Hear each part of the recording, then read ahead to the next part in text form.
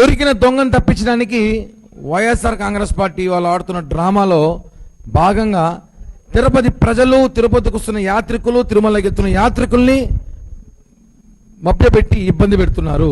ఇది వాస్తవం.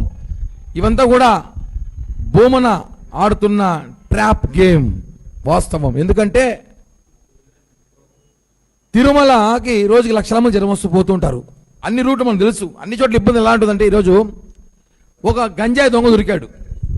ఒక 8 కేజీల గంజాయి ఒక అతన్ని దొరికితే దాన్ని డైవర్ట్ చేయడానికి అతని నాయకుడు ఎవడు? చిన్నబాబు. ఇక్కడున్న చిన్నబాబు, భూమన చిన్నబాబు వాళ్ళకి నాయకుడు. ఆయన దగ్గర ఉన్న ఫోటోలు, ఆధారాలు అవన్నీ కూడా మనం బయట పెట్టాము, చూపించాము. సోషల్ మీడియాలో వచ్చింది, టీవీలో వచ్చింది, కేసు నమోదు చేశారు. దాన్ని తప్పించడానికి టీడీడీ శ్రీవాణి టికెట్స్ తీసుకొచ్చారు బయటికి. శ్రీవాణి టికెట్స్ ఈరోజు కొత్తగా వచ్చింది ఏం కాదు.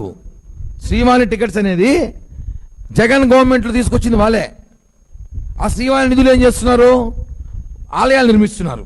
అంటే ఇదొక దాడి, మళ్ళా ఇదొక హిందువుల మీద దాడిగా భావించాలి. ఎందుకని చెప్తున్నా అర్థం చేసుకోవాలి.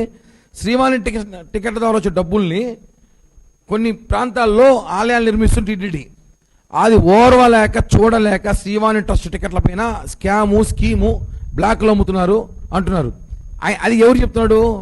మాజీ చైర్మన్ చెప్తున్నాడు. హాస్యాస్పదంగా ఉంది.